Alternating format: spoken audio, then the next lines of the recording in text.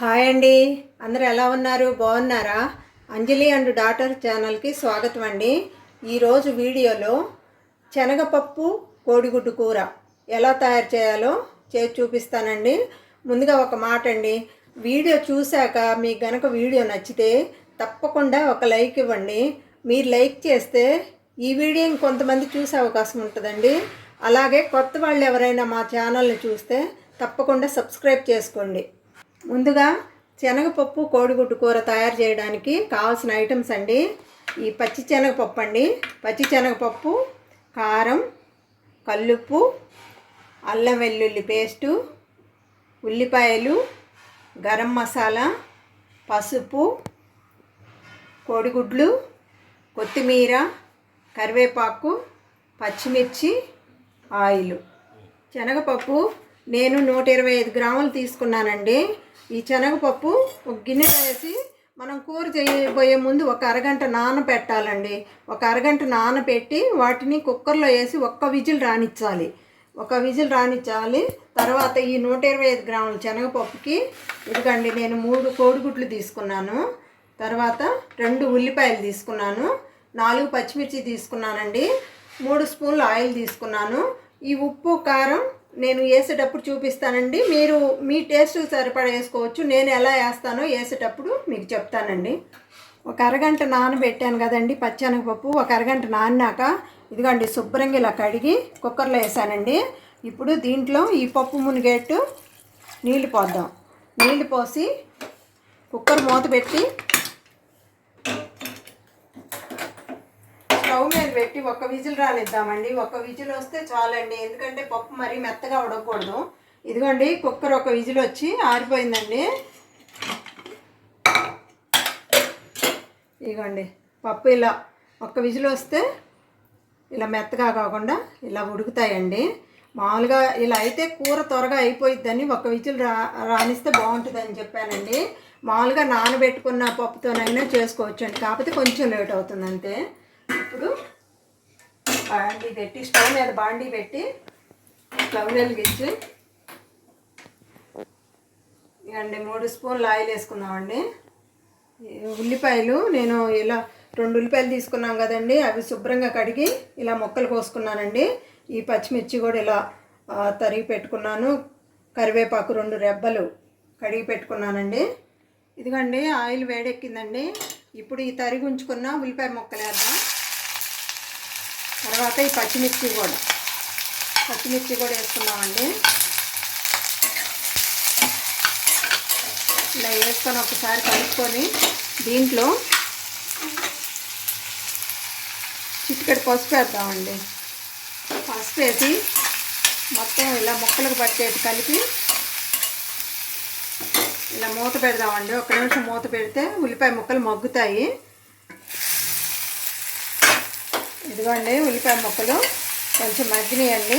ఇప్పుడు సాల్ట్, మన టేస్ట్కి సరిపడా సాల్ట్ వేసుకుందామండి. నేనైతే 1/2 స్పూన్ వేస్తున్నానండి కల్లుప్పు.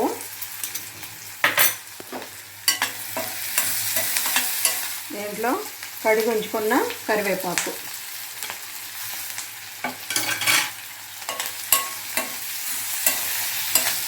తర్వాత ఒక 1/2 టేబుల్ స్పూన్ అల్లం వెల్లుల్లి పేస్ట్ అండి. అల్లం వెల్లుల్లి పేస్ట్ వేసాక ఇలా కలుపుకొని ఒక 1/2 నిమిషం ఇలా కదుపుతూ ఉండాలండి ఉల్లిపాయలు. ఎందుకంటే అల్లం వెల్లుల్లి పేస్ట్ వేసాం కాబట్టి బాండీకి అంటుకుంటుందండి, అందుకని ఇలా గంటితోటి ఇలా కలుపుతూ ఉండాలి. తర్వాత ఇదిగోండి మనము ఉడికించి ఉంచుకున్న శనగపప్పు కొంచెం వాటర్ ఉంది, మొత్తం వేసేస్తున్నానండి వాటర్తో సహా. ఇదండి శనగపప్పు వేసేసాను. ఇప్పుడు దీంట్లో కారం, ఇదిగండి నేను 1.5 స్పూన్ కారం వేస్తున్నానండి. మీరు మీ టేస్ట్కి సరిపడే కారం వేసుకోండి. నేనైతే దీంట్లో 1.5 స్పూన్ వేసానండి. ఇలా కలిపినాక దీంట్లో ఒక 1/2 గ్లాస్ వాటర్ పోద్దామండి. ఎందుకంటే ఒక 1/2 గ్లాస్ వాటర్ వేస్తున్నాను. ఇలా వాటర్ వేసి ఇప్పుడు మనం ఉప్పు కారం సరి చూసుకోవాలండి. ఉప్పు కారం చూసుకొని కరెక్ట్గా సరిపోయింది అనుకుంటే ఇంకా మూత పెట్టి కూర ఉడికిద్దామండి. చాలకపోతే వేసుకోండి, నాకైతే సరిపోయిందండి. ఇప్పుడు ఇది మూత పెడదాము. ఇదిగోండి కూర ఎలా ఉడుకుతున్నప్పుడు ఒక 1/2 స్పూన్ గరం మసాలా వేద్దామండి. గరం మసాలా వేసి ఇలా కలిపి మూత పెట్టి ఉడకనిస్తూ ఉన్నామండి. ఇప్పుడు ఆ కూర ఉడుకుతూ ఉంటుందండి. ఇప్పుడు ఈ కోడిగుడ్లు పగలగొట్టి ఇలా గిన్నెలో ఉంచుకుందామండి. డైరెక్ట్గా కూరలో వేసుకోవచ్చండి ఇలా పగలగొట్టి. ఎందుకంటే గుడ్లు ఈ మధ్య కొంచెం బాగుండటం లేదు కదండి. గుడ్డు అన్న పాడైంది అనుకోండి, గబక్కన కూరలో వేసామంటే కూర అంతా వేస్ట్ అయిపోతుంది. అందుకని ముందు జాగ్రత్తగా ఇలా ఒక గిన్నెలోకి వేసుకొని కూరలో వేసుకుందామండి. ఇదిగోండి, ఇది కోడిగుడ్డు వేసే ముందు శనగపప్పు ఉడికిందో లేదో చూసుకోండి. ఎందుకంటే ఒకసారి కుక్కర్లో ఒక విజిల్ రానిస్తే మనకి డౌటే ఉండదండి, ఉడికిపోయిద్ది. ఒక 1/2 గ్లాస్ వాటర్ వేస్తే. కాకపోతే ఉడకపెట్టకుండా నానబెట్టి వేసుకుంటే మటుకి పప్పు ఉడికిందో లేదో చూసుకొని ఉడికినాకే కోడిగుడ్డు వేయాలి. ఇప్పుడు ఇదిగోండి ఎగ్గేస్తున్నానండి.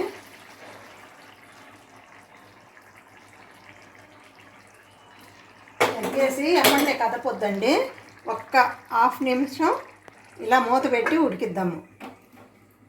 ఇదిగోండి 1/2 నిమిషం తర్వాత కూర ఇలా ఉడుకుతూ ఉంటుందండి. ఇప్పుడు గంటి పెట్టి కదుపుకుందామండి. ఇలా ఈ ఎగ్ ఇలా పప్పుకు పట్టేట్టుగా.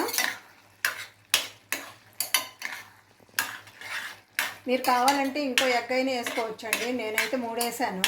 మీరు కొంచెం ఎక్కువ కావాలనుకుంటే ఇంకో గుడ్డు కూడా వేసుకోవచ్చు. చాలా బాగుంటుందండి. రైస్లో తిన్నా, చపాతీ, పూరి, రోటీ దేంట్లో అయినా ఈ కూర చాలా టేస్ట్గా ఉంటుందండి. దీంట్లో కొత్తిమీర వేద్దామండి.